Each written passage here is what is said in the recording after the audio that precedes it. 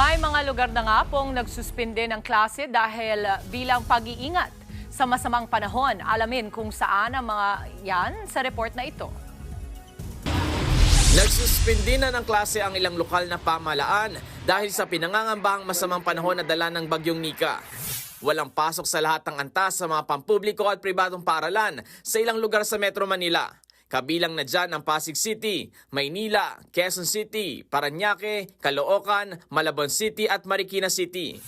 Gayon din sa Muntinlupa, Navotas, Parañaque, Pasay City, Pateros, San Juan at Valenzuela City. Lahat ng antas din ang walang pasok sa Baguio City, Paracelis, Mountain Province, Pangasinan at Cagayan. Maging sa mga bayan ng Itiague at Santiago sa Isabela, pati sa Sipocot at Naga City sa Camarines Sur. Wala rin pasok sa lahat ng antas sa mga probinsya ng Aurora, Nueva Ecija at Rizal. Gayon din sa Vera Catanduanes at Santa Cruz, Laguna. Nagsuspinde rin ng klase sa lahat ng antas sa ilang LGU sa Batangas. Kabilang dyan ang Lian, Laurel, Lobo at Malvar. Pati na rin sa ilang lugar sa Quezon Province, gaya ng Malunay, Ginangayan, Calawag at General Luna.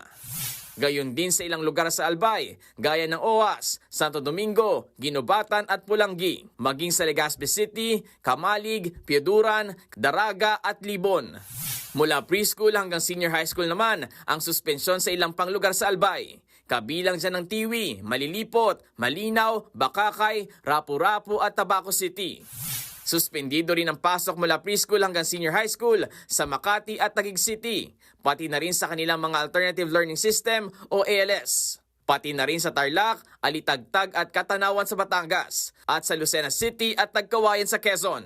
Nagbabalita mula sa Frontline, Dave Abuel, News 5. Mga kapatid, Dimples Romana po, kumpletuhin ang inyong umaga ng mga kwentong puno ng inspirasyon. Salubungin po ang bawat araw ng may ngiti at pag-asa. Kaya't mag-subscribe na po at mag-follow na sa aming social media pages ng News 5.